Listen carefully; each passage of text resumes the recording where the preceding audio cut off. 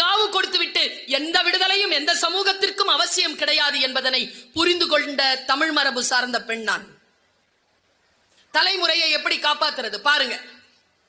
சமீபத்தில் ஒரு கேப்ஷனோட ஒரு 30 செகண்டுங்க ஒரு ரீல் பார்த்தேன். 30 செகண்ட். என் வாழ்க்கையில நான் அந்த மாதிரி நான் ஒரு விஷயத்தை, ஒரு பரவசத்தை நான் அனுபவிச்சதே கிடையாதுங்க. இயற்கை மீது ஆர்வம் கொண்ட பெண் நான். ஒரு தேர்ந்த யாரோ ஒரு சுற்றுச்சூழல் நேசிக்கின்ற ஒரு மனிதன், ஒரு ஆறு ஓடிட்டு இருக்கு, அந்த ஆறுல கடந்து போறான். ஒரு சின்ன பாறை, அந்த பாறையில உட்காந்துட்டான். அவனை இன்னொருத்தன் கேமரா பிடிச்சிட்டு இருக்கான். இந்த நாடு இல்ல, வெளிநாடு பிடிச்சிட்டு இருக்கான். அந்த பாறையில உட்காந்து 30 செகண்ட்ஸ் ரீலுங்க.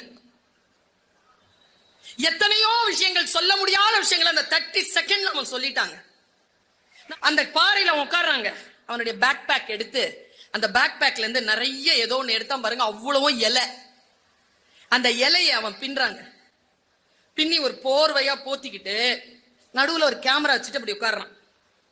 அவன் கேமரா நேரா ஒரு மரம் இருக்கு, தண்ணி நிலை இருக்கு, அங்க போகுது.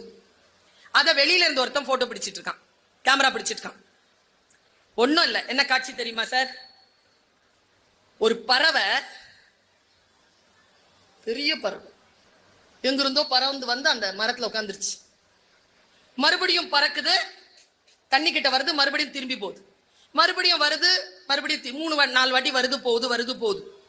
எவ்வளவு நேரத்துக்கு அவன் இருக்கிறான்னு தெரியல. அங்க 3-4 வாட்டி நமக்கு காட்டுறான்.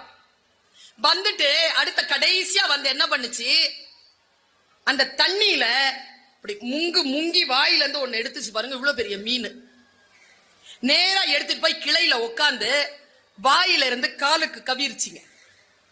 கால்ல அந்த மீன் துடிக்குது, அந்த வால் துடிக்குது. அந்த கண்ணு இப்படிதானே இருக்கும் அதுக்கு, இந்த ஓரக்கண்ணில் அதை பாக்குது.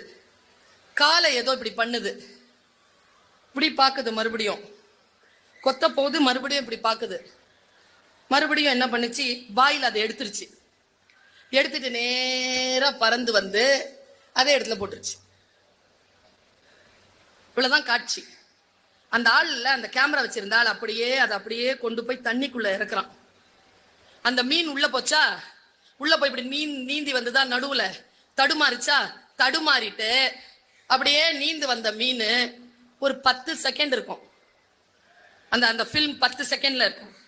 அதனுடைய பின்பகுதியிலிருந்து வெறும் முட்டைகளா வெளியில வருது. பறவை நம்ம கிட்ட என்ன தெரியுமா சொல்லுச்சு, நான் மீன்களைத்தான் பசிக்கு சாப்பிடுவேனே தவிர ஒருபோதும் தலைமுறையை தின்பதில்லை என்று நமக்கு அந்த பறவை சொல்லித் தரும். தலைமுறையை தின்ன முடியாதுங்க. ஆனால் நம்முடைய வாழ்க்கையின் போக்கு எப்படி இருக்கிறது என்றால், யாருக்கும் மிச்சம் வைக்காம எல்லாத்தையும் அள்ளி சுருட்டி சாப்பிட்டு செத்து போயிடும்.